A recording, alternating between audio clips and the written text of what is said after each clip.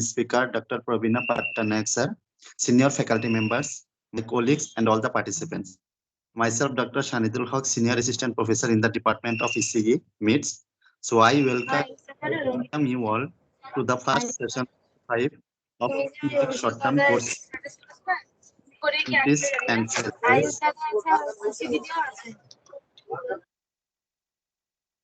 which is organized by Department of Electronics and Communication Engineering in association with IEEE Student Chapter of Madanapalli Institute of Technology and Science, Madanapalli.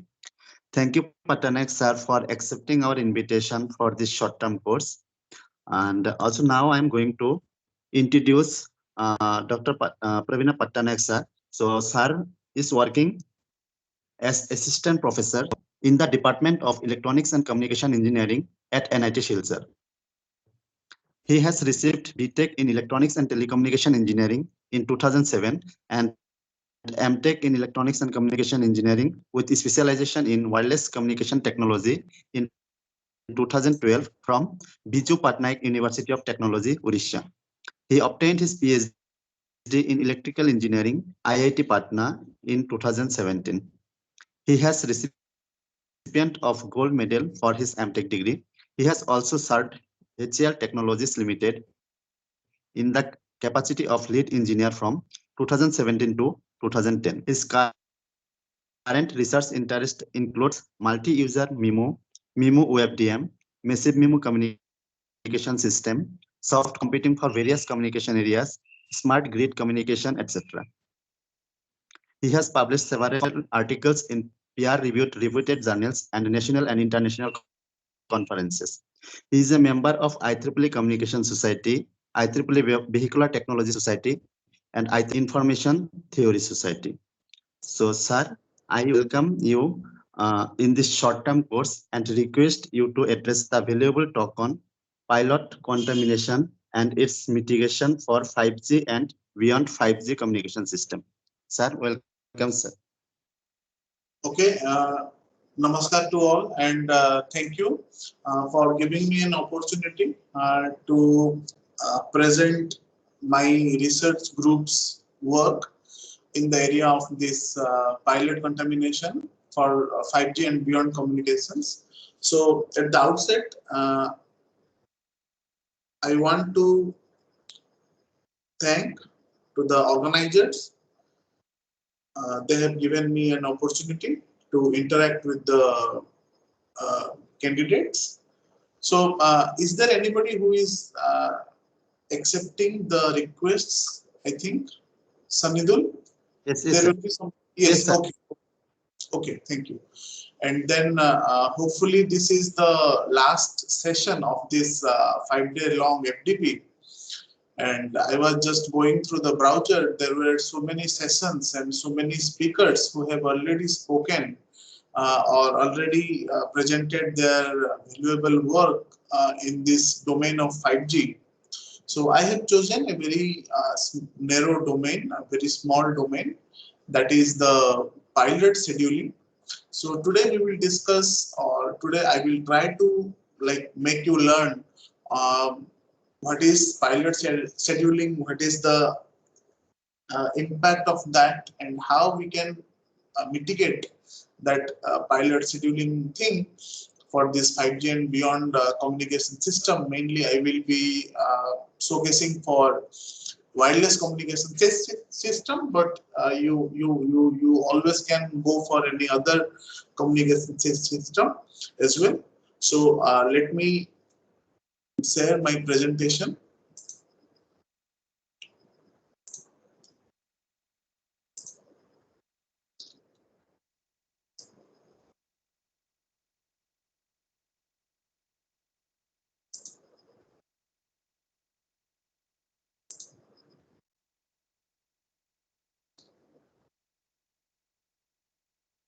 Sanidil? Sanidil, yes, sir. It's visible, sir. visible? Okay, Yes, sir. okay. Yes. So thank you. The topic that I have chosen for today's presentation is the pilot contamination and its mitigation for 5G and beyond communication systems. So before starting, let me have the outline for today's presentation, the small or brief introduction, a detailed literature review, because whenever we want to start any kind of work, we need to know what are the all work that have already been done by the previous researchers, so we can find out the research gap, what was left. So we need to work in those gray areas. Then we need to find our motivation for our work from those gap that we have found out while doing the literature review. Then problem statements, some of the problem statements and methodology to remove this pilot contamination, and some of the references that I have used. So whatever work I am going to present today, so these work have been done by the research group who are working with me. So this is not any single person's effort, so it is the effort of our group. So introduction. So introduction area, you can just see the first slide I chose to have the general architecture for this wireless communication system. So in this wireless communication system, we know we have a transmitter unit, we have a receiver unit.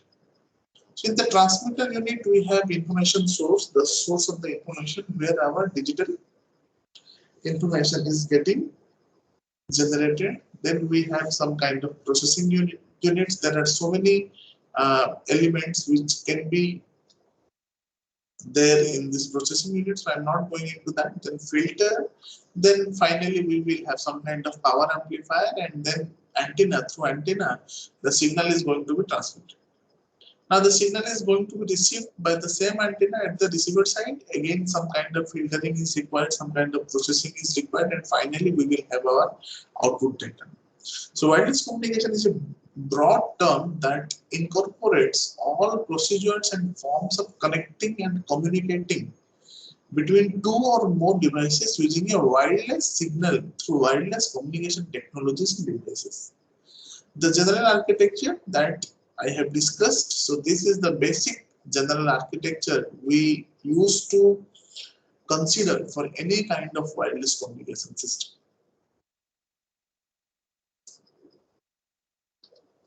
So when you read some of the basic research papers regarding this 5G, it has been forecasted that mobile traffic will see a huge surge in the next decade, growing by an order of many thousands as compared to the current demand. So, in order to satisfy, in order to handle this kind of heavy increase in the data communication demand, we cannot like handle this kind of demands using 4G.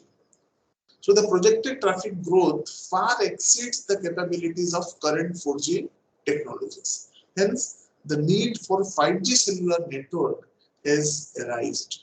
So 5G is expected to introduce new technology components. Among these technologies such as massive MIMO, ultra-dense, reliable network, device-to-device communication, and massive machine communications are of utmost importance. So first, coming for this MIMO, what do I mean by this term MIMO? So MIMO stands for multiple input, multiple output system. So when we have our conventional small handheld cell phones, so that cell phone is having only one antenna. Now when we have single antenna at the transmitter side as well as single antenna in the receiver side, we used to tell that kind of communication system as SISO, single input, single output system.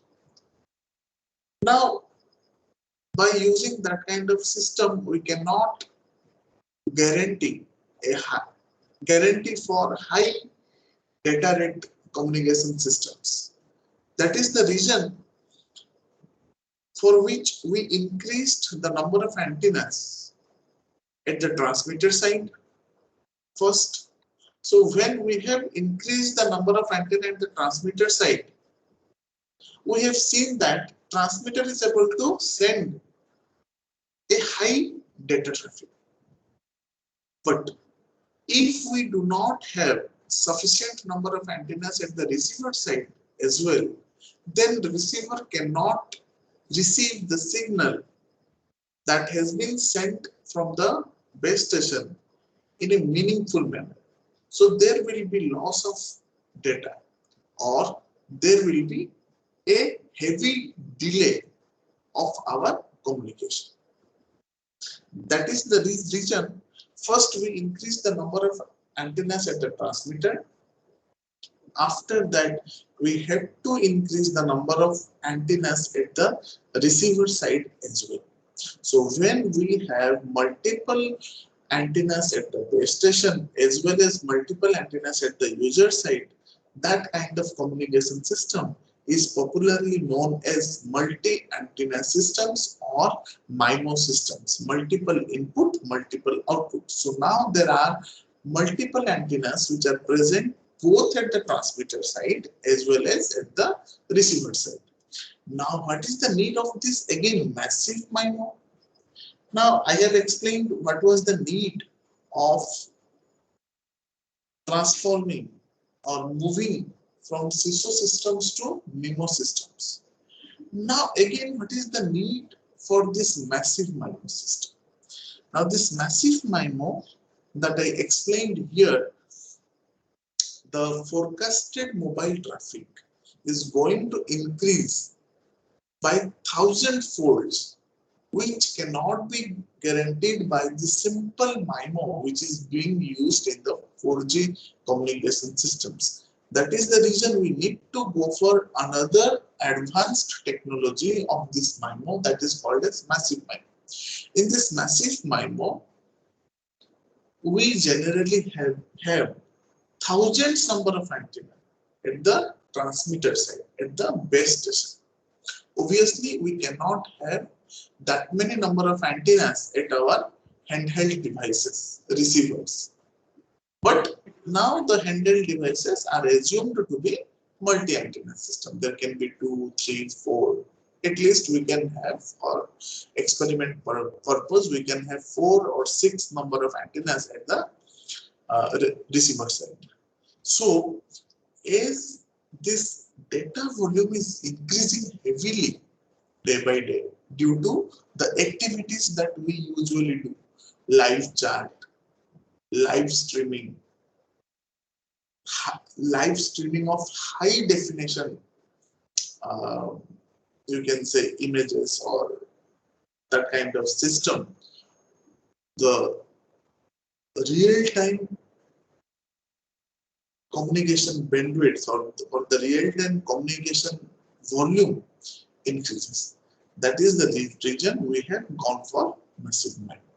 So only MIMO cannot support, but MIMO with very high number of transmit antennas at the base station, that can support, and that has been, like we can say, that has been tested or experimented in some of the foreign countries. In the experimental sector, it is working fine. So China and Japan, they have already implemented, or they have the initial stages of this massive MIMO systems.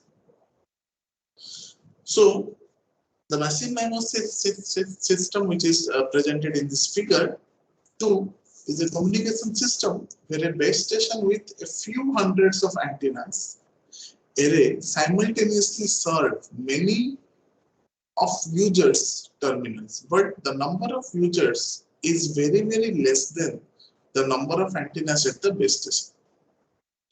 Now, each user here in this diagram is assumed to have single antenna.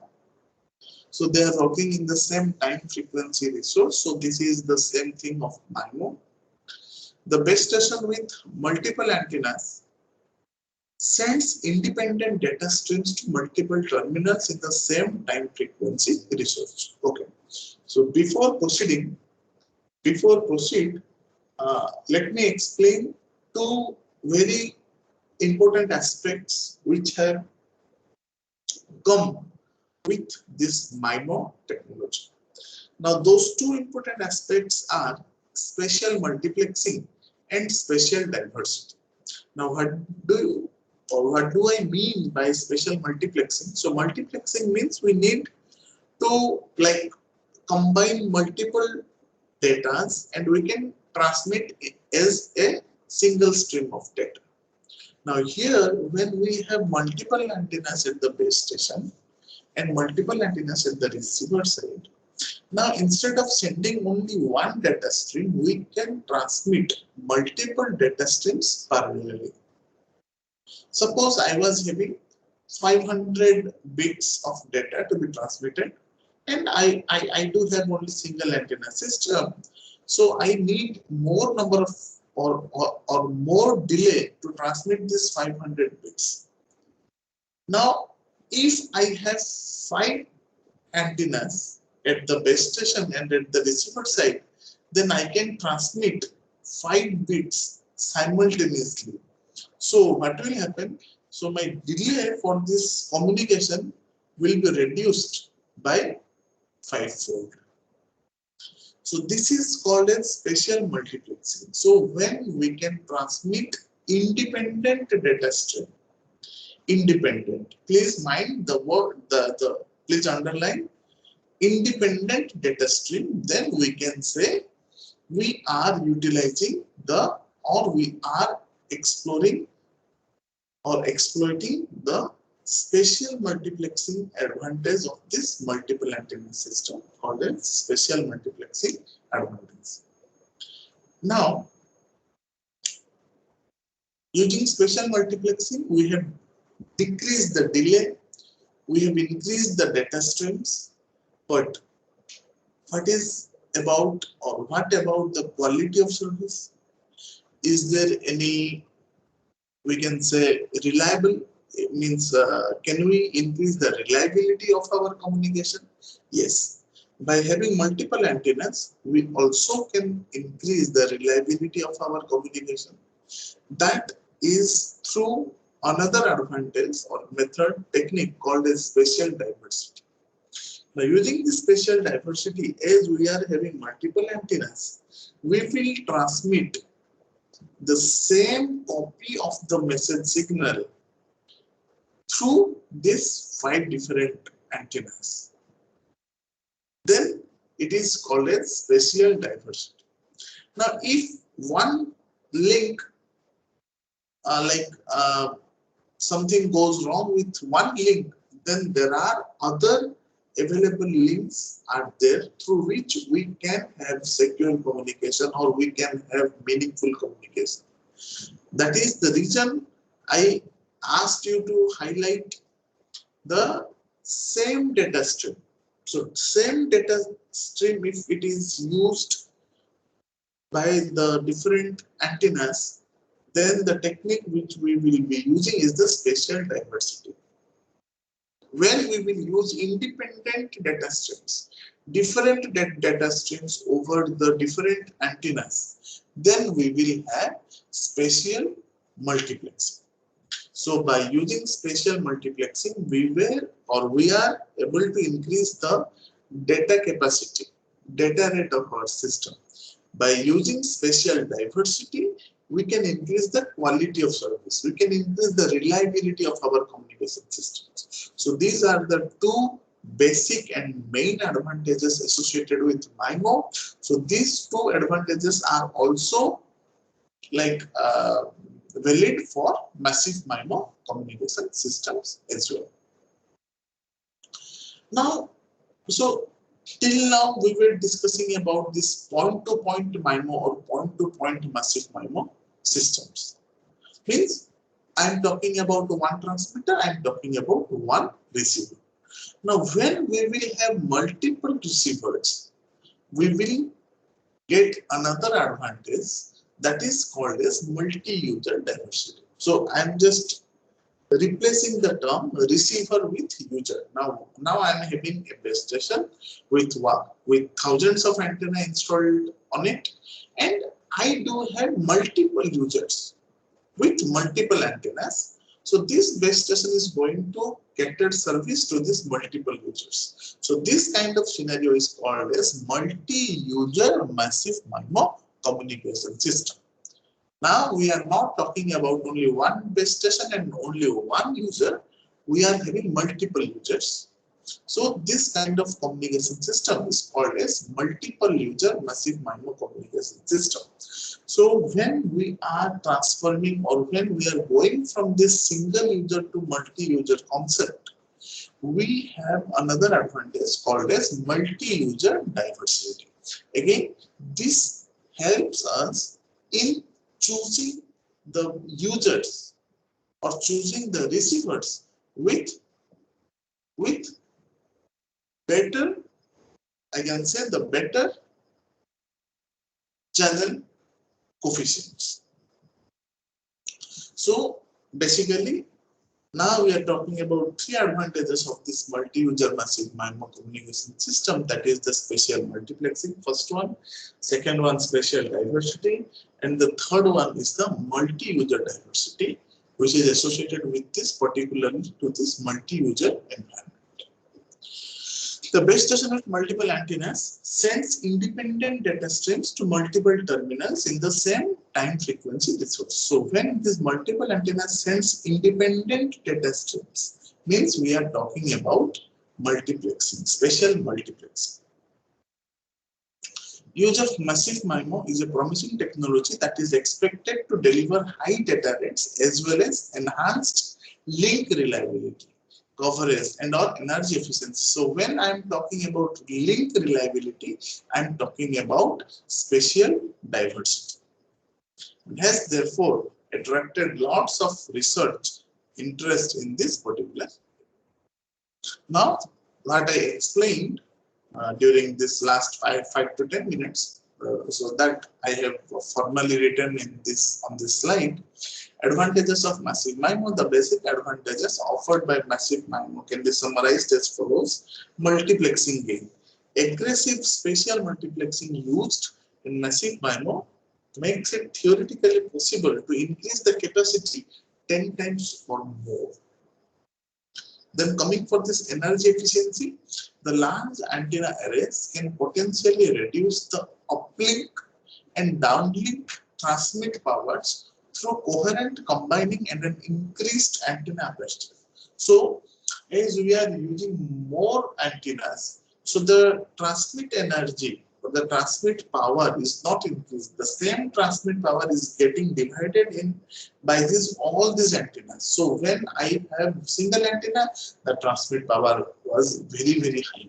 Now when I am having the same power, but that power is going to be used by various antennas, so my transmit power is going to be reduced. So when my transmit power is going to be reduced, then we can have the interference is also reduced. So this offers increased energy efficiency in which the uplink transmit power of each UT means I can say user terminal, okay, can be reduced inversely proportional to the number of antennas at the base station with no reduction in performance. But the underline is no reduction in performance. Now the spectral efficiency. So spectral efficiency, why I have why I am discussing this point. So spectral efficiency, we can say bandwidth efficiency, somebody can say spectral efficiency, which is expressed in terms of bits per second per hertz, means data rate per bandwidth. So the large number of service antennas in a massive MIMO systems and multiplexing to many users rather than beamforming to single user provides the benefit of spectral efficiency. So we need to use beamforming techniques. Okay. So then we will have this better spectral efficiency. So increased robustness and reliability. The large number of antennas allows for more diversity gains that I explained in the spatial diversity that the propagation channel can provide. This in turn leads to better performance in terms of data rate or link reliability. Also, when the number of antennas increases without bound, uncorrelated noise, fast fading and intercell interference also vanishes. In simple linear processing, because the base station antenna is much larger than the user antenna, simplest linear precoders and detectors are or can be used optimally. Cost reduction in radio frequency power components due to the reduction in energy consumption, the large array of antennas allows for use of low cost RF amplifiers in the milliwatt range. Now we are going for this cellular massive MIMO systems. So cellular system means we are talking about a base station and we are talking about some of the users with multiple antennas. At the same time, the base station is also equipped with very high number of antennas. So hello, sir.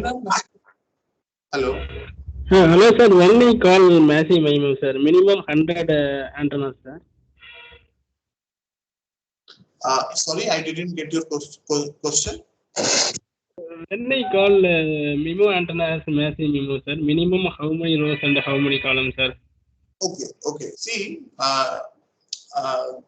this question is very pertinent, but there is no such specific answer to this question because like if you ask me, then for me, if the minimum number is 32 or 64, then I can say, okay, now the MIMO system is being converted to massive MIMO. But in some other authors may say, okay, when the number of antennas is 128, then only I can say it is a massive MIMO system. So this question is like relative. So if you think you have more number of antennas, obviously not 4, 6, 8, 10, 20, something like that. So you can say about, if you go for any like different literature, you will get 32, 64, 128, some answers related to this. So something in and around 100, you can say like, okay, so if around 100 number of antennas are there, then we can say this is going to be a massive MIMO system. There is no particular fixed number. Okay, sir. Thank you, sir. Okay. So here the number of variables that I will be using throughout my presentation.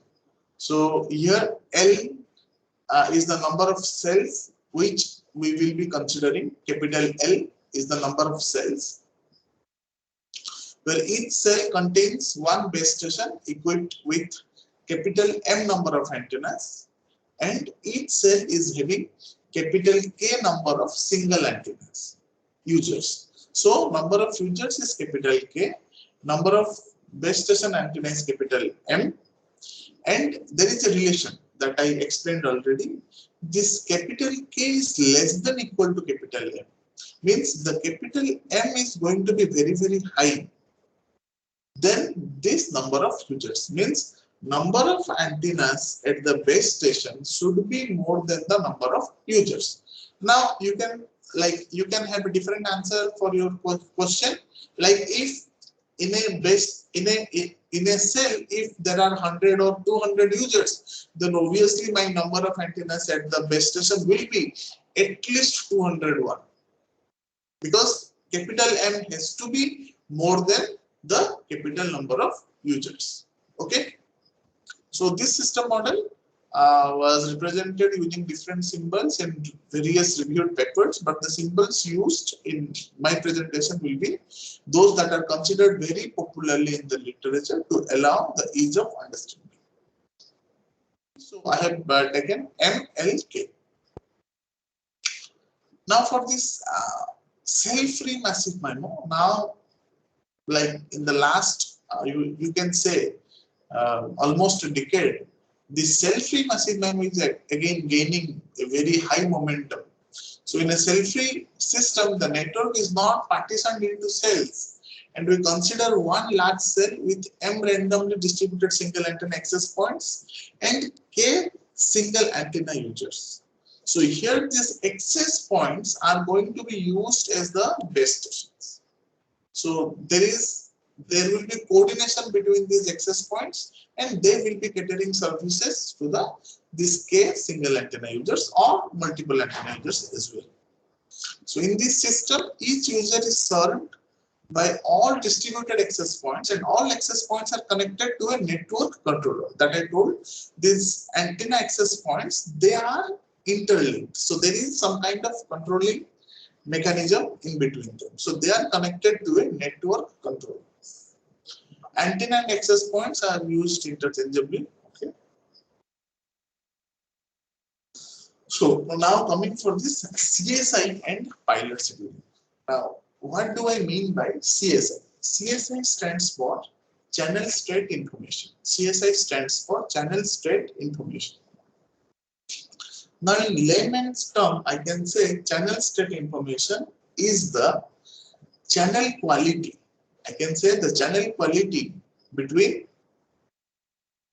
different communicating elements. Now, as we are discussing this cellular network, in this cellular network, when again I am discussing multi-user massive MIMO cellular communications. So here we have one communication system or one base station equipped with very high number of transmit antennas. At the same time, I have a very high number of users equipped with at least 2 number of receive antennas. Then only I can say it is a MIMO. Okay, so my users are also equipped with more than one antenna. Now, so my each user is having multiple receive antennas. Now there will be, suppose I am talking about the base station is having capital M number of transmit antennas. There are K number of users, and each user, suppose they are having capital N number of receive antennas. Now, how many channels can be possible in between this base station and all these multi-antenna users? That is equal to M into K into N. So that many number of channels will be possible between the base station antennas and the receive antennas of this K number of users, which are present in a single cell, So these many channels, obviously we know each channel will be associated with a channel parameter. So that channel parameter is known as the channel state information. Now, how do we usually calculate or compute that channel parameter, which is called as, the process is known as channel estimation. So in the process of channel estimation, the base station sends a known signal, so that signal is known to both base station and all the users.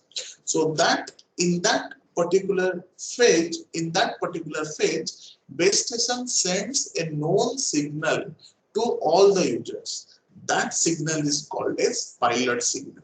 Why it is called pilot? Because that signal is known to the base station as well as to the users. Suppose the base station sends a 10 watt. It is not really possible, but I'm just, for explanation point of view, I'm using the power of that pilot signal is 10 watt. Okay, so suppose 10 watt signal is a pilot signal which is transmitted by the base station by those capital M number of antennas to all the users.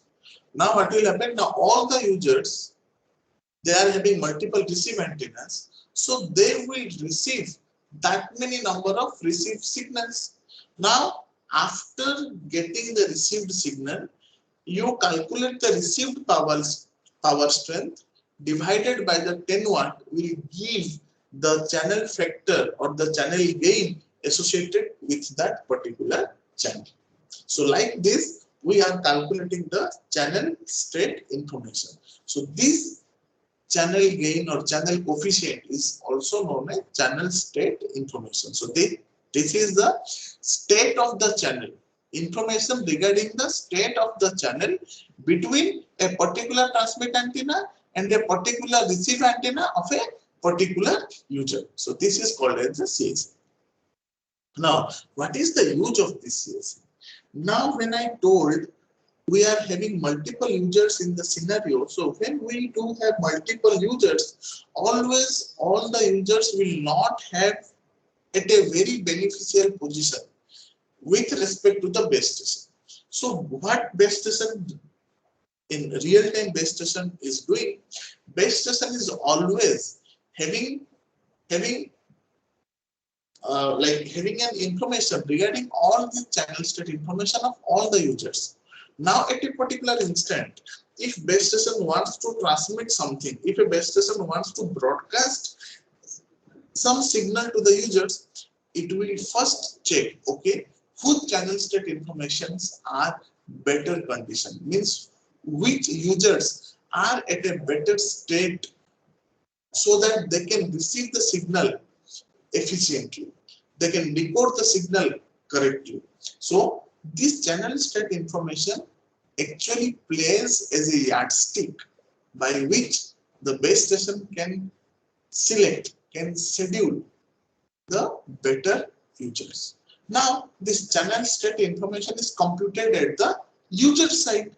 Now how this channel state information is going to be communicated to the base station?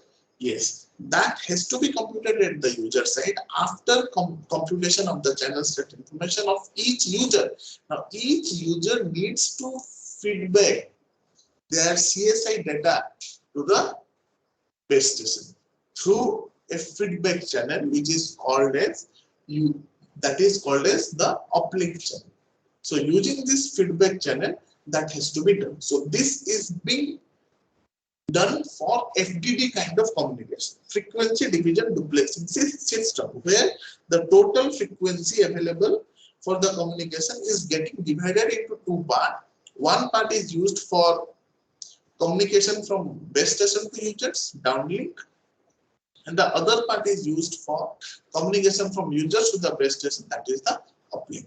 So this is used for FDD. Now there is another system called as TDD, time division duplexing. So in this time division duplexing, we need to use the channel reciprocity principle to get this channel state information. Now in this TDD system, there will be some problem with this pilot. Now that we need to discuss. The required channel information is obtained from transmitted pilots and the reverse link from UTs. The number of pilot symbols for CSA estimation are considered in these various references. The minimum number of uplink pilot symbols equal to the number of UTs was suggested in various number of references. It was shown that optimal number of training symbols can be larger than the number of antennas if training and data power are required to be equal. Now what it is telling, the number of pilot symbols is equal to the number of users. Okay, so the main thing that we got from this reference is the number of pilots is equal to the number of users, which is not going to be feasible in the real-time scenario. Okay, I will explain. I will come back to this point once more. So now you just think this assumption is not going to be valid in the real-time scenario. In the majority of studies carried out on pilot contamination, it is assumed that the same size of pilot signals are used in all the cells. So the pilot signals, whatever we are going to be used, they will be of the same size. The spectral efficiency in wireless communication has been an important research topic which requires appropriate frequency or time or pilot reuse factors in order to maximize the system throughput. Please underline the word pilot reuse. I will explain why we need this pilot reuse. In a massive MIMO system, the pilot signals which are used to estimate the channels can be contaminated as a result of reuse. Okay, so when there will be reuse of pilot, there will be contamination of non-orthogonal pilot signals in a multi-cell systems. Let me explain what I am trying to say. So suppose there are 100 number of users. So now according to this reference, it is telling there should be minimum 100 number of pilots. Now the pilots are having one particular property. The available pilots are mutually orthogonal to each other. If I am having 100 pilots, then all these 100 pilots are orthogonal to the users. Orthogonal to each other. Orthogonal to each other. So now what is the problem? The problem is we cannot have very high number of mutually orthogonal pilot signals. It is very difficult to create higher number of mutually orthogonal pilot signals. Suppose we have 1000 number of users, then we cannot have 1000 number of mutually orthogonal pilot signals. So we have the number of pilots, the number of mutually orthogonal pilot signals is finite in number. Suppose the mutually orthogonal pilot signals, the number of mutually orthogonal pilot signals is 100.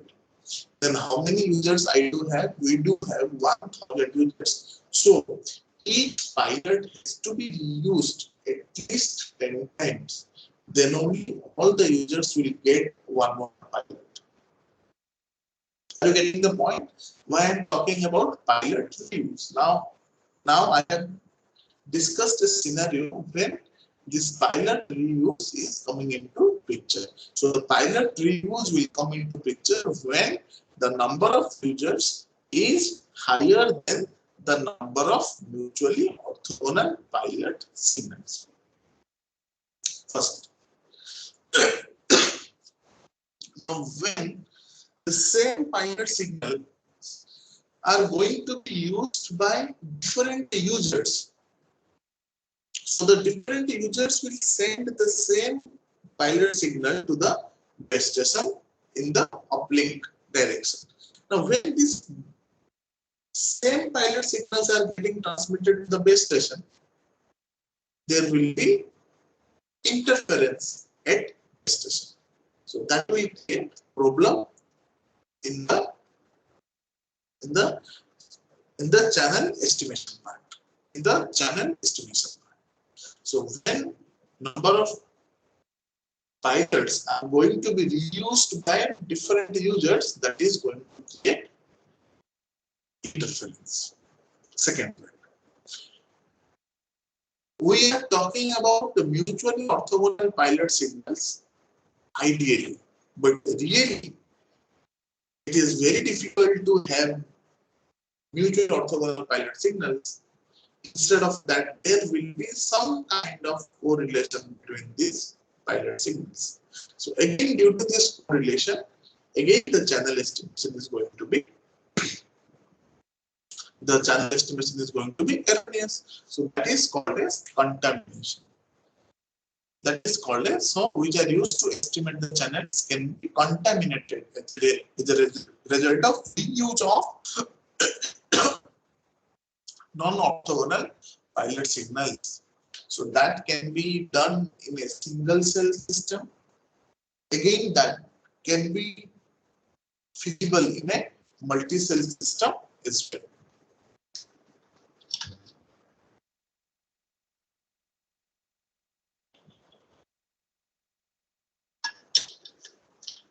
This phenomenon causes inter-cell interference that is proportional to the number of base station antennas, which in turn reduces the achievable rates in the network and affect the spectral efficiency.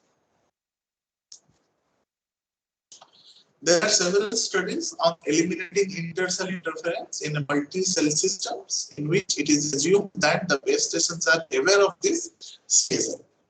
Several methods have been proposed from reduction of inter-cell interference with emphasis on mitigation of pilot contamination in channel estimation. The process of eliminating interference by efficient allocation of pilot signals is known as pilot scheduling. The process of eliminating interference by efficient allocation of pilot signals is known as pilot scheduling. We cannot eliminate this interference fully, but we will try to mitigate it. We can try to decrease as much as we can. We cannot eliminate this interference fully. Okay. Now, there are various authors or various researchers have done. I have highlighted some of them because we followed their work. Then we found out the research gaps. Then we tried to do some work in those research gaps. So Marzetta is one of the pioneer worker or one of the pioneer researchers who did very good research regarding this pilot contamination. So what are the findings of this Marzetta in the year 2006? Even when the reverse SIR is low and the channel estimation is poor, greater number of antennas enable us to time out the noise and to serve more terminals. Even within short coherence intervals and with low SIMRs, given large number of base station antennas, it is both feasible and advantageous to learn the channel and to serve a multiplicity of terminals simultaneously as well.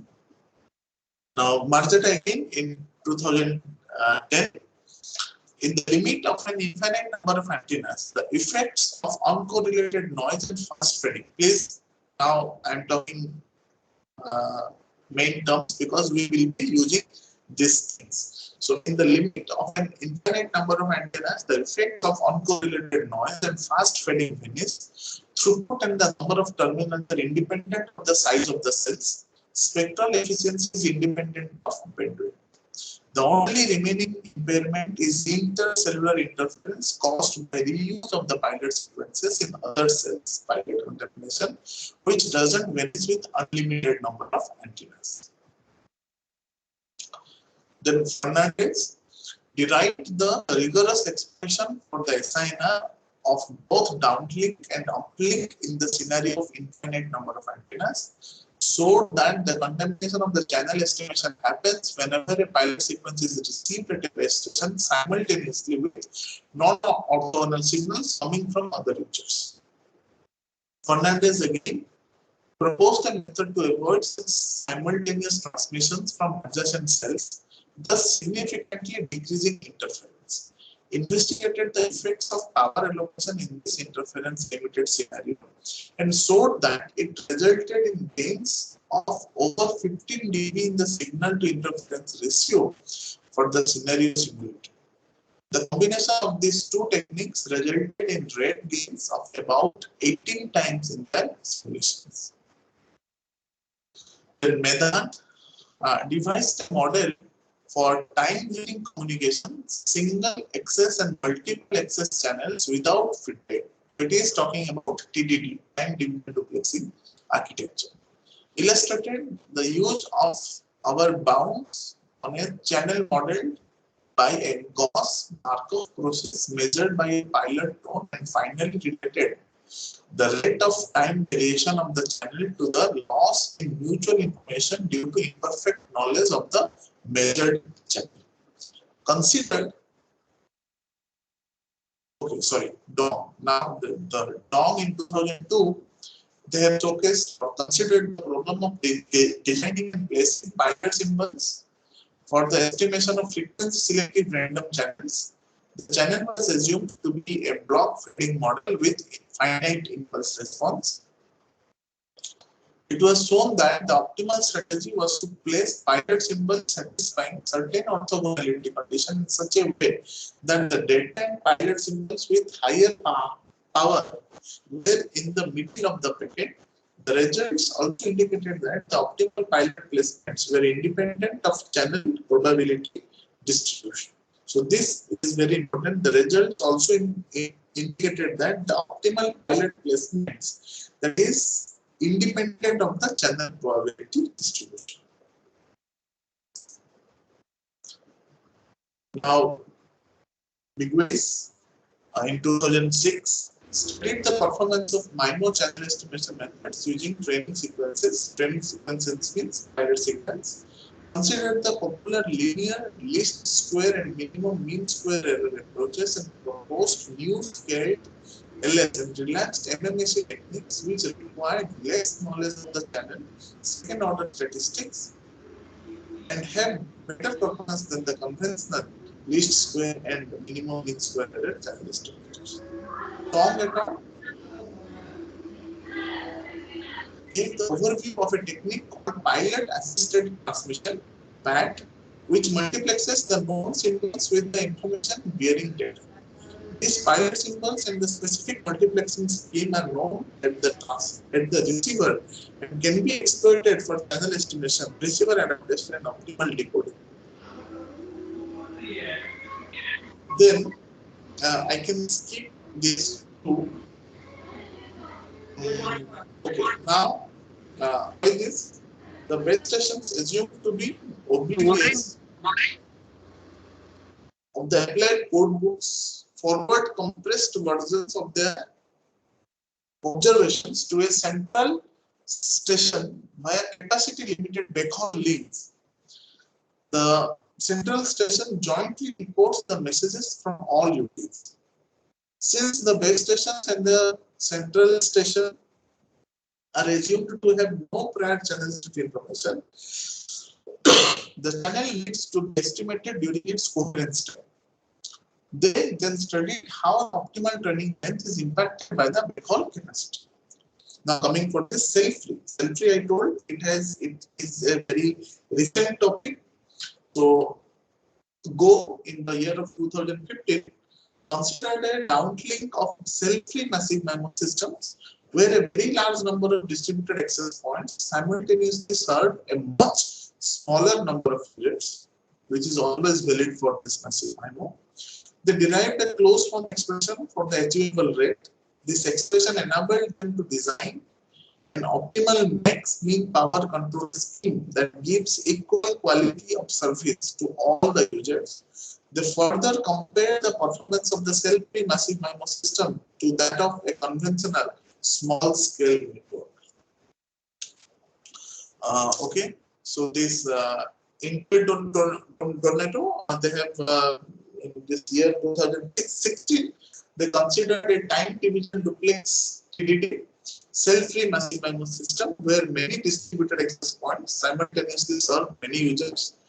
A normalized conjugate beamforming scheme which satisfies short-term average power constraints at the APs was proposed and analyzed taking into account the effect of imperfect channel information. They derived an approximate closed form expression for the per user achievable downlink rate of this scheme. Also, they analyzed the benefits of including downlink pilots in a self-free massive MIMO system. They derived an approximate per user achievable downlink rate for conjugate beamforming processing, which took into account both uplink and downlink channel estimation errors and power control. I will discuss these expressions for our system models as well. Now, okay, so this I'm skipping this. Nguyen developed a novel low complexity power control technique with zero forcing precoding design to maximize the energy efficiency of a self-free massive MIMO considering the backhaul power consumption and the imperfect channel state information. Then, very important word, Johnson, he is also a very pioneer in this area. Provided the first comprehensive comparison with cellular massive MIMO, the uplink spectral efficiencies of 4 different self-free implementations were analyzed with specially correlated fading and arbitrary processing. it turned out that it is possible to perform cellular networks by a wide margin, but only using the right signal processing technique. The Mai et al. Studied a self-cleaning system where its access points and the users are equipped with multiple antennas. Two transmission protocols were considered. In the first transmission protocol, there were no downlink pilots, while in the second transmission protocol, downlink pilots were proposed in order to improve the system performance. Then G, because we will compare our work with this paper. So G, in 2015, they investigated the pilot reviews and scheduling problem in cellular systems with unlimited number of base station antennas, only considering the large fading coefficients. So actually this gave us idea of having small scale fading and having limited number of base station antennas. So actually this work propelled us for our work that I am going to present. 3 low complexity pilot scheduling schemes are then proposed by maximizing the system achievable sum rate, including the greedy algorithm, the taboo search algorithm, and the greedy taboo search algorithm. Zhou et al. They proposed a low complexity pilot scheduling scheme by applying water filling algorithm to improve the cell sum rate. So now the complexity is also coming into picture. So we have some of our attention to this complexity as well. Assign pilots that are having less interference to the users with favorable wireless channel states, and assign severely interfering pilots to the users with inferior channel states. So this is going to give us another aspect, that is user fairness. Assign the pilots that are having less interference to the users with favorable wireless channel states, and assign severely interfering pilots to the users with inferior channel states. So here what will happen? The users with worse channel condition, they will always be suffering. So we have proposed one user fairness algorithm as well. Yeah. So this Zhou et al., the smart pilot assignment, we have compared with this scheme. So Zhou et al. In year 2015, they proposed a smart pilot assignment, SPE scheme is proposed in this letter to improve the performance of users with severe pilot contamination, specifically by exploring the large-scale characteristics of fading channels. The base station firstly measures the inter-cell interference of each pilot sequence caused by the users with the same pilot sequence in other adjacent cells. Then the proposed SPA method assigns the pilot sequence with the smallest inter-cell interference to the user having the worst channel quality in a sequential way to improve its performance. Then Yu et al. Analyzed the mean square error of the channel estimation of the base station, proposes a user pilot scheduling algorithm which preferentially minimizes the channel estimation MSE of users with poorer channel qualities. So the motivations for our work, from the literature, it is quite evident that significant works have been done towards mitigating pilot contamination in massive MIMO, cellular and cell-free systems. However, there is certain scopes for doing further studies in this regard, which are listed below. Many works done till now consider the limit of an infinite number of antennas at the base station. However, in practical scenarios, such a system cannot be realized as base station can have only limited number of antennas. Due to the assumption of unlimited antennas, most of the previous works neglected the effects of uncorrelated noise and fast fade. However, in limited antennas, these will have certain effects on the desired signal. Much of the works were done considering single antenna users. However, in present day, the user terminals are also equipped with multiple antennas. Also, most of the works consider number of available mutually orthogonal pilot sequences to be equal to the number of users in the cell. However, in a resource-constrained environments like high user density areas, it may not be feasible to have so many mutually orthogonal pilot sequences. As such, it may be required to reuse the available pilots within a cell, which gives rise to intracellular interference. Okay, so this point I have already explained. So majority of the works considered all the cells having equal number of users. However, in practical scenario, it is not quite feasible for all the cells to have equal number of users. Cell-free massive MIMO is a scenario which has been stated first in the early 2015, and not much works have been done in pilot contamination mitigation in such scenarios. Hence, the area has ample scope of doing further research. So now we will have our problem statements and how we have achieved them. So designing efficient sorting based algorithms for pilot scheduling in single cellular massive MIMO cellular structure. So the proposed methodology for this is the users in the cell are to be sorted according to the channel coefficients of the users, means according to the CSI of the users, channel state information. Based upon the performance metric to be optimized, the pilots are to be assigned to the sorted users accordingly. All the analysis will be done considering limited antenna system and multiple antenna at UTs. Okay, so the number of antennas at the base station is limited, and the user terminals also have multiple antennas. So this work has already been published. So this is the information. So whatever I will present, so these are the published work in this. The system model that we have used is antenna array. So best is having antenna array. These are the users. The cellular system considered in this work consists of a single cell. So capital L equal to 1. I told capital L will be the number of cells. So capital L equal to 1.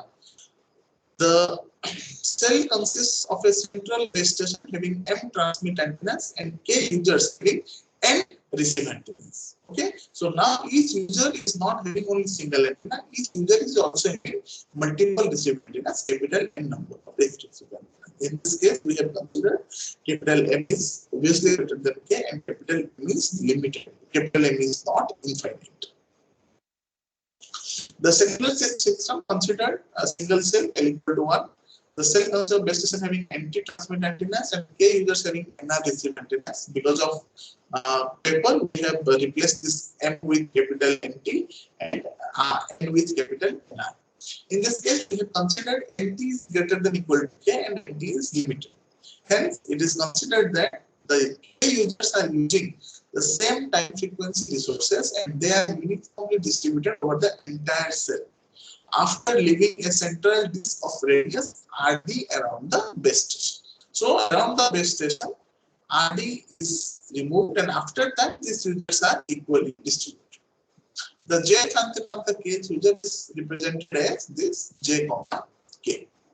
The propagation factor of the channel between nth antenna of base station and the user antenna JK is given by H of JK, B of JK and beta, square root of beta. What are they? Where G K belongs to this zero mean unit variance complex numbers, denotes small scale fading coefficients. So these are the small scale fading coefficients. On the other hand, beta denotes the large scale fading coefficient and is given by. So this is the small scale, beta is the large scale. This ZJK represents shadow fading and it follows the log normal distribution, which implies log normal means the 10 log of this we have a Gaussian distribution with zero mean standard deviation. Sigma Z. The distance between nth antenna of the base station and the user antenna JK is represented by R JK and Y denotes the path loss exponent. Sorry, gamma. Gamma denotes the path loss exponent. So in this paper, it is considered that the number of pilots P Okay, so the total number of pilots P is less than the number of users. So P is a factor of K for simplicity. So that mod of K comma P should be 0. Means for simplicity we have taken capital K is a multiple of P. Also, the same set of P pilots is reused by various users in the cell. This shows that users in the cell reuse the same set of mutually orthogonal pilot sequences. During the training phase in uplink transmission, the users present in the cell send these pilots, allowing the base station to estimate the channel of that user. However, due to usage of the same pilot sequences by different users in the cell, interference occurs causing pilot contamination, which further leads to erroneous channel estimation. The total number of times the pilot sequences needs to be reused is given by a factor called as reuse factor R equal to K divided by P, because K number of pilots are not present, P number of pilots are there, which is less than K. The set of all users formed by assigning the pth pilot is represented as this. Okay. Represents the Rh user in the cell which has been allotted the pth pilot sequence. The pilot assignment index matrix is being given as this Q. Now from this equation, it is clear that this has P to the power R possible cases. P to the power of R. And Q has this possible cases. So it is P factorial to the power R minus 1 possible cases. Now you can just think about the complexity. From the matrix Q, it is found that the users in the same group reuse the same pilot sequence. On the other hand, the users in different groups use mutually orthogonal pilot sequences. As a result, the pilot scheduling algorithms assign the users in various groups in a manner that the interference occurring among them is minimized, simultaneously maximizing the overall system performance or the throughput. Now we are more concerned about the system throughput or this bandwidth efficiency, okay, spectral efficiency, bits per second per hertz. Now the system model, let me just explain. Let P pilot sequences be denoted in the matrix S, and the matrix phi is orthogonal. Okay, so all these columns are orthogonal to each other. So when I will take phi and phi Hermitian, it will produce the P cross P identity matrix. Okay, the same pilot sequences are being reused by users in the cell R times. R is the reuse factor. Then the pilot sequence received at nth antenna of the base station. Okay, so this received signal is root over of rho q summation over h of jk and phi p from k equal to 1 to capital K. Okay, so it is in the uplink direction. So that's why all the user signal are going to be added plus NQN. So this rho q denotes the pilot transmitting power. NQN represents the Gaussian noise having independent and identically distributed entries of 0, mean and varying sigma and square. The received user data at the nth base station antenna. So that's going to be up. So it is uplink this plus this. So it has to be this pilot now replaced with the data. And this represents the uplink data transmitted from the jth antenna of the kth user in the cell, and rho UP represents the uplink data transmitting up. After correlating the received pilot signal YQN with pilot sequence phi p, we can obtain an estimate of the channel coefficient. Okay, so that estimate is represented as hat, HJKN hat, because this HJKN, what is this HJKN? HJKN was multiplication of large scale fading into square root of multiplication of small scale fading into square root of large scale fading. So this is actually the channel parameter. Now this channel, with this channel parameter it is transmitted. Now this channel parameter has to be estimated. So that estimated part is represented as with the cat hat. Okay, so this can be viewed as a linear combination of channel coefficients from all the users in the cell using dth pilot sequence. This is resulted with the phenomenon of pilot contamination. Due to pilot contamination, there is a summation.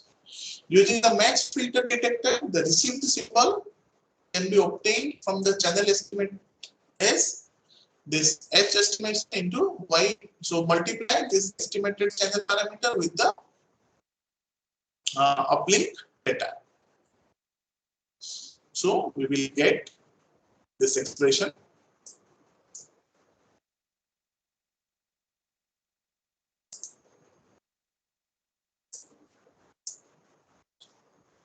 So this represents the uncorrelated noise factor and intracellular interference. This can be easily reduced by increasing the number of base station antennas. Hence, the uplink SINR of the kth user in the cell can be found using the following formula. So the SINR, uplink SINR, is summation of this signal part divided by this interference plus noise. So the system achievable sum rate in the uplink direction can be computed. Summation over k. So this summation is over all the users because it is the uplink. So summation over k equal to 1 to k log to 1 plus SINR up k. When if we go for achievable sum rate downlink, this summation will be for small m equal to 1 to capital M. So these are the notations. It is not required. Okay. So the first algorithm that we have given, we have named it as throughput TMA, throughput maximization algorithm. The steps of the algorithm: first step, after finding the channel matrix, find the maximum element in the matrix. Next, find the corresponding base station antenna index, and user antenna index, and store them in the corresponding column of another matrix Q. It represents the user with best channel at that moment, which will be assigned the pth pilot for the pth iteration.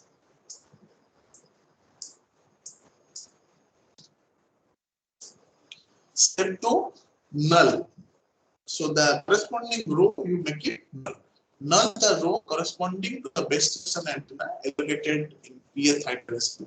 Also null all the columns for all the user antennas, since we do not want to allocate more than one pilot to same user corresponding to the user found in pth iteration in the channel matrix. Step 3, p prime. Make it p prime is equal to p, the total number of pilots, are equal to k by p, that we have already discussed, represents the reuse factor, reuses or the number of times the pilots needed to be reused. Now you make p prime equal to p prime minus 1. If p prime equal to 0, go to step 4, else go back to step 1. So repeat. Okay. Step 4, p double prime equal to p, r equal to r minus 1. If r equal to 0 means when it is reused, then stop or else go to step 5. So step 5, find the minimum non-zero element in the channel matrix for the base station antenna index. Values obtained in step 1, which is stored in the first row of the matrix Q, and then the corresponding user number. This value represents the channel coefficient of a particular user, which will have minimum interference with the user allocated to the base station for rth user activation. Now step 6, give the user index value obtained in step 5. Find the base station antenna from those remaining that has the best channel with that user. Store the values of base station antenna index, and user antenna index in Q. So repeat the final step, step 7, repeat step 2 for the base station antenna and user obtained in step 5 and 6. P double prime minus means you decrement it by 1. If p double prime is 0, go back to step 4, else return to step 5. I talked about this user fairness, right? So this user fairness algorithm, UFA, the steps of the algorithm. So in this user fairness, we need, in the previous algorithms, the host channel condition users are not getting services. Now using user fairness algorithm, they will also get services. How? In the step 1, after finding the channel matrix, find the maximum element in the matrix, find the corresponding base station antenna index, user index, and the user antenna index, and store them in the corresponding column of another matrix Q. It represents the user with the best channel at that moment, which will be assigned to the PS pilot for the PS accuracy. Null. Step 2, again null the row corresponding to the base station antenna allocated in the PS iteration. Step 3, set P dash equal to P and R equal to K by P. Then you decrement P dash by 1, and if P prime equal to 0, go to step 4, else go to step 1. Step 4 is also similar, double P prime P equal, and then this decrement the R. Then find the maximum non-zero element in channel matrix for the base station antenna index. Values obtained in step 1, which is stored in the first row of the matrix Q and the corresponding user number. This value represents the channel coefficient of a particular user, which will have maximum interference with the user allocated to that base station antenna for the rth use iteration. Again, the step 6 is similar. Given the user index value obtained in step 5, find the base station antenna from those remaining that is the best channel. Then step 7, repeat step 2 and go back to 4 and do 5 if P double prime is not equal to 0. Now this greedy user fairness algorithm. Now we have discussed two algorithms. One is how to maximize the throughput here. Second one, okay, you don't give attention to the throughput, you give attention to the user fairness. So it is user fairness. Now the third one is a mixture of these two. So it is a greedy user fairness algorithm. So now it is telling step 1, P prime equal to P represents the total number of pilots sequences available. Step 2, R equal to K equal to P represents the number of times the pilots will be reused. After finding the channel matrix, find the maximum element in the matrix, find the corresponding base station antenna index, user antenna index, and store them in the corresponding column of another matrix Q. Now null the row corresponding to the base station antenna allocated in PS accuracy. Also null all the columns. Okay. Now here it is very simple. Step 4, decrement that R by 1. If R equal to 0, go to step 7, else go to step 5. So step 5, find the maximum non-zero element in the channel for the base station antenna index value obtained in step 2. Which is stored in the first row of matrix Q and the corresponding user number. This value represents the channel coefficient of a particular user, which will have maximum interference with the user allocated to that base station for the rth reuse accuracy. Step 6, given the user index value obtained in step 5, find the base station antenna from those remaining that has the best channel with that user. Store the values of base station antenna index, user antenna index in Q. Then again the same thing, decrement the P prime. If P prime equal to 0, stop the algorithm, else return to step 2. Now, coming for the computational complexity. The given algorithm performs much better in terms of computational complexity when compared to ESA. ESA stands for Exhaustive Search Algorithm. The computational complexity of the given algorithm is of the order n(k square n), which is much less than that of the exhaustive search having complexity of the order k factorial permutation of n comma k n to the power k. Okay. Thus, for larger values of the parameters like base station antenna, users, and user antennas, finding the optimum allotment to exhaustive search is not feasible. So here we have done one thing. These are the algorithms, different algorithms, system for a particular set of values like m equal to 256. So here we have assumed that the total number of base station antennas is 256, capital number of users is 64. Each user is having 3 number of antennas and p equal to 4 means only 4 number of pilots are there. 4 number of user orthogonal pilots are there. So the performance with respect to ESA, optimal performance, normalized computational complexity. So ESA is the highest computational complexity, which is given as 1. This TMA is 3 into 10 to the power of minus 263. Means we have increased the computational complexity like anything. For all the 3 algorithms we developed, the computational complexity is the same. Where we have obtained 99% of the obtained by ESA by having very less computational complexity.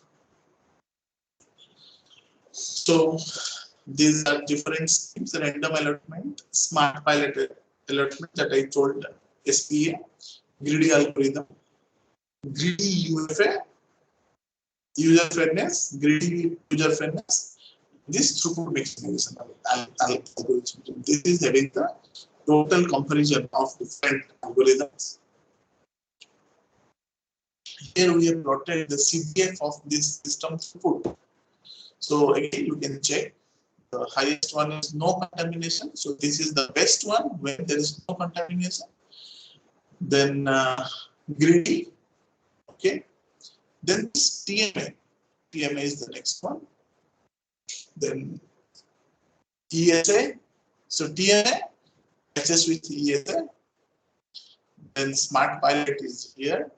Then UFA, user fairness, is the red one. Then greedy user fairness is this one, pink. Okay, so greedy is here, 28. Okay. So this is the comparison of various algorithms along with exhaustive search, random allotment, and no contamination. So this, our target is to achieve this per CDF curve because it is for no contamination. Here, here it is minimum system uplink assignment. So we are having the comparison of minimum system uplink assignment. So the again that CDF. Random is the lowest one. Then we have the highest one is UFA and ESA. Then UFA because UFA is the user fairness. So here we are talking about the user fairness in terms of minimum system uplink assignment. So after greedy, after ESA, the user fairness algorithm is the best one. Then we are having the greedy UFA. Then we are having the smart pilot. Then I think it is the greedy, and then it is the TMA. So TMA is giving the less performance with respect to this minimum system uplink, because here we are more concerned about the user fairness, and that's why user fairness is having the better result as compared to the others.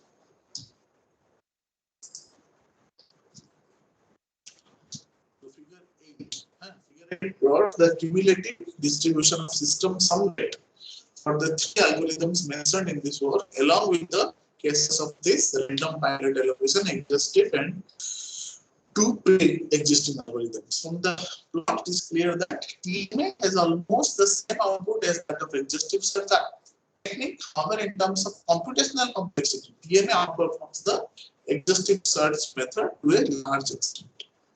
The UFA, user fairness algorithm, although has a poor performance as compared to TMA, but performs much better than the random pilot allocation. The greedy user fairness algorithm shows a slight improvement in system capacity as compared to UFA, which verifies that the modification was fruitful. The smart pilot technique, even in this 44, performs better than random allotment, but a little worse than user fairness algorithm. Whereas the greedy scheme mentioned here performs better than the user fairness algorithm and greedy user fairness algorithm. But worse than this throughput maximization algorithm. So figure 9 shows the advantage of this user fairness algorithm and greedy user fairness algorithm, where we have plotted the minimum uplink SINR. So as these two algorithms are concerned with fair distribution of pilot signals among all the users, hence these two algorithms have the highest minimum uplink SINR considering all the users and has performance comparable to exhaustive search method. The throughput maximization algorithm, although performs better in terms of overall system capacity, lags behind in this case because it allows highly interfering pilot sequences to poor channel users, thereby minimizing their uplink SINR further. However, as this user fairness algorithm and greedy user fairness algorithm assigns the low interfering pilots to the poor users, hence the overall uplink SINR of poor users doesn't get affected much.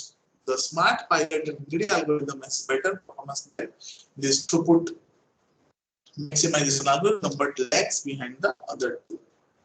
So here we have shown the variation of system sum rate with number of users for all the algorithms for with keeping this number of antennas at the best is 256 and number of pilots is 4. So here the variation of system sum rate with number of pilots, and here the number of pilots is the x-axis, and here number of users x-axis. So when number of pilots increases, obviously the throughput increases, because when number of pilots increases, the intracellular interference will decrease, so system throughput will increase. So this number of users increases. This increases because of that multi-user diversity. I discussed about special multiplexing, special diversity, and the third one is the multi-user diversity.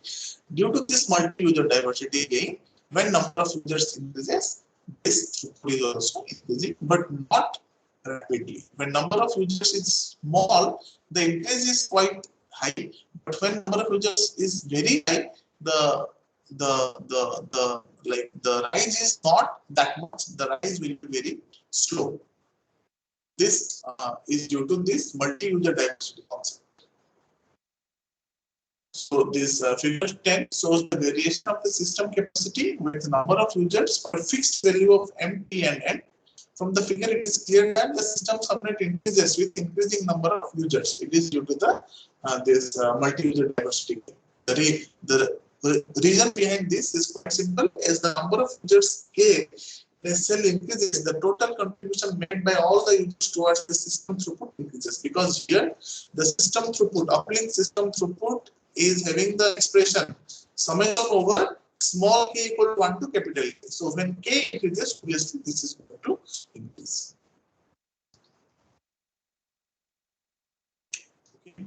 Now in figure 11 shows the variation of the system sum rate with number of available mutually orthogonal pilot sequences P for fixed values of users K and base station antennas M. It can be seen from the figure that the system capacity increases with an increase in the number of mutual orthogonal pilot sequences. The reason behind is also something like that.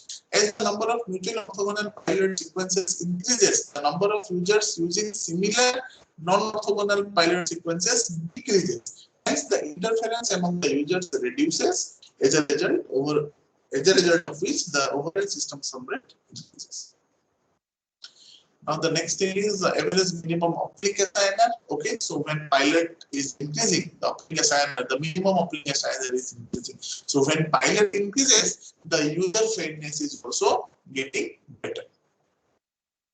Now when number of users increases, this uplink SINR is getting decreased, means the user fairness is getting decreased.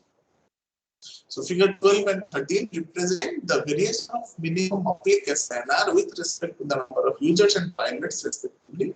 From the figures, it is clear that the minimum application decreases with number of users, unlike system summary in figure 10, and increases with number of pilots similar to figure 11. Also, the performance of various algorithms are similar to that of shown in figure 10.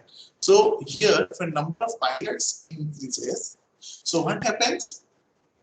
So the number of users using the same pilot will decrease. The reuse factor R equal to K by P. So when P increases, this R will decrease. When R will decrease, there will be good user friendliness. When K increases, R equal to K by P, keeping P constant. So this R is going to increase. Means more and more number of users will be using the same pilot signals. When more number of users will be using the same pilot signal, there will be more interference. So this is going to have very bad impact on our minimum application. So the conclusion we can have in this paper, 3 suboptimal pilot scheduling algorithms, namely this throughput maximization algorithm, user fairness algorithm, greedy user fairness algorithm for pilot reviews within a cell had been proposed. First, the interfering nature of various pilot sequences available in the system is considered. After that, in case of this throughput maximization algorithm, the low interfering pilots are assigned to better users. In case of REST 2 algorithms, the low interfering pilots are assigned to poor channel condition users. Okay. So in the throughput maximization algorithm, the low interfering pilots are assigned to better users. And in case of this user fairness algorithm and greedy user fairness algorithm, the low interfering pilots are assigned to poor channel condition users. The UFA differs from the greedy UFA in terms of the way in which the pilots are allocated. The computational complexity of all the 3 algorithms have been observed, and it is found to be much better than the existing search algorithm. It is around 10 to the power of minus. All the proposed algorithms are compared with pre-existing algorithms to verify their improvements. The system performance capacity obtained by TMA is quite close to that of ESA. The TMA aims at maximizing the overall system throughput, whereas the rest 2 are successful in maximizing the minimum application. So the throughput maximization algorithm increases the capacity, and the UFA, user fairness algorithm, and the greedy user fairness algorithm, they are successful in maximizing the minimum application. So the simulation results show the efficacy of all the algorithms. The TMA can be used for applications requiring high system throughput, whereas the rest 2 algorithms, this user fairness algorithm and greedy user fairness algorithm, are beneficial for the applications where user fairness is of the utmost importance. Okay.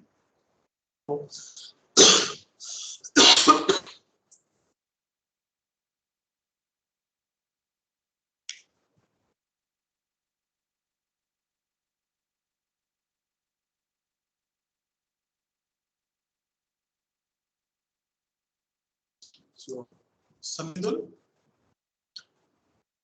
Yes, sir. So I have explained these 3 algorithms. So I want any questions from the participants. Okay.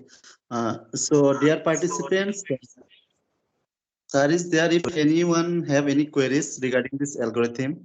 So yeah, they are welcome to ask. Okay, let me summarize. So we have implemented 3 algorithms. The first algorithm, which is TMA, this aims for maximizing the throughput. So throughput maximization algorithm, first one. So here we have allocated the best set of pilots to best channel condition users. This actually gives us the highest system throughput. But at the same time, what will happen? Our poor channel condition users, they will not get any benefit out of this algorithm from this throughput maximization algorithm. So we have gone for the second one, UFA, user fairness algorithm, where we are giving importance to the user friendliness. Means every user should get some kind of service. It is not like that if my channel condition is not good enough, then I will stay like deprived of all the services. No, I should get also some kind of services from the base station. So to have that, what we have done, we have given the best pilots to the poorest channel condition users. Okay.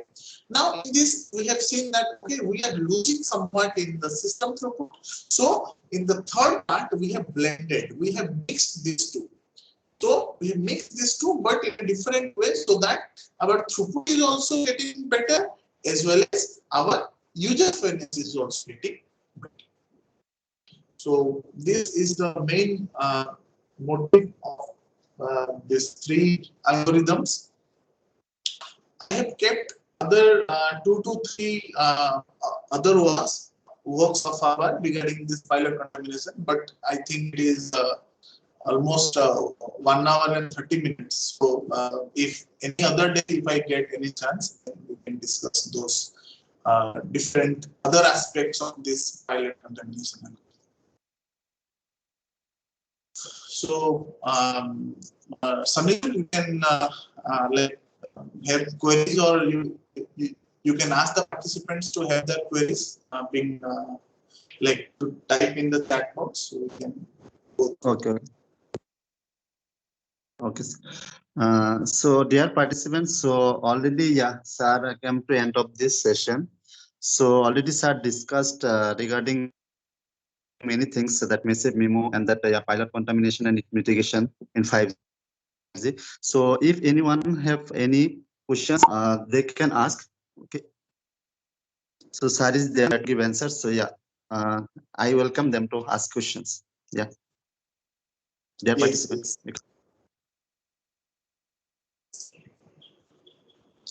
Yes, please ask.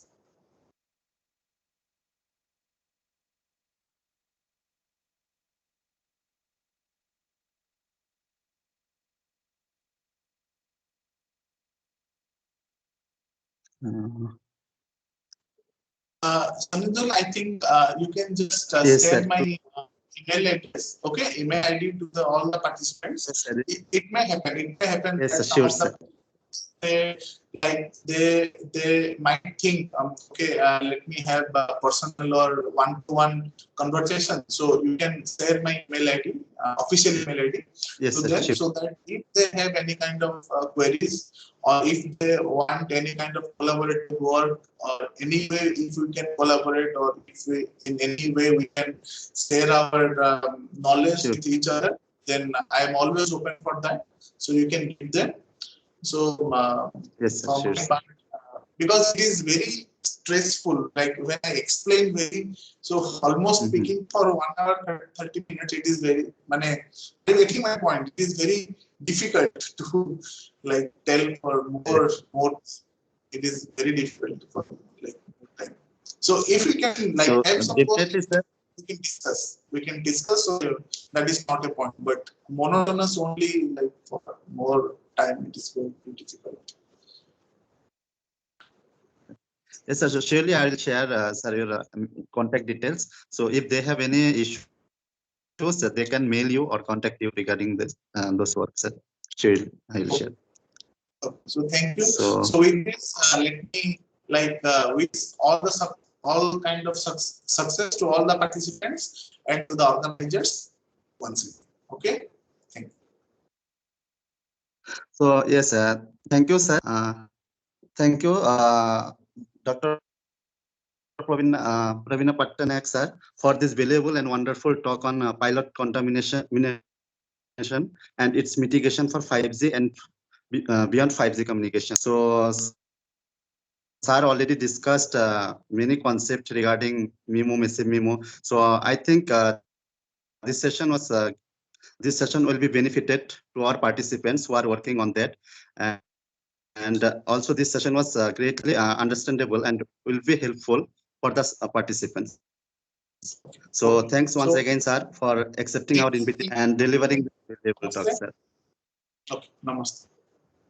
So Sir, I'm logging and off.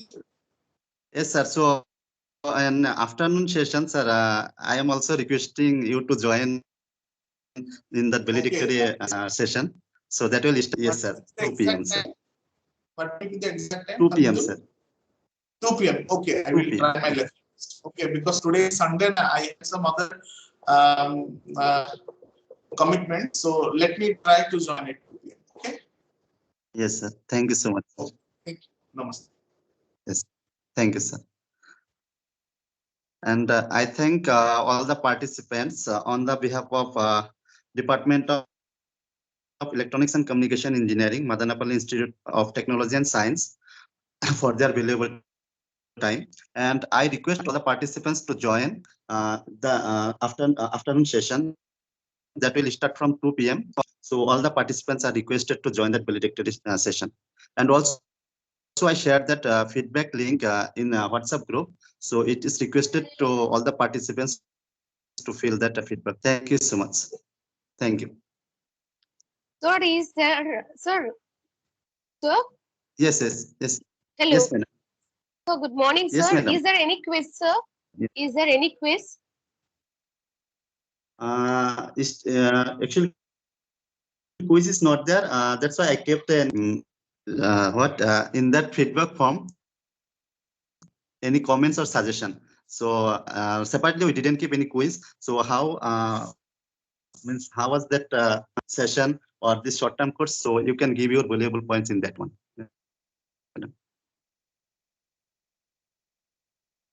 Yes, madam.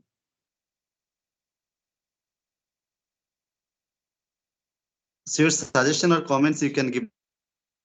There was separately we didn't organize any quiz for this short-term course.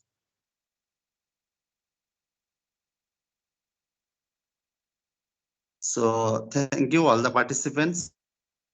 So yeah, so again, next session will start with the valedictory session will start from 2 p.m. So thank you. Okay, sir. Okay. Thank you, sir. Yeah, thank you.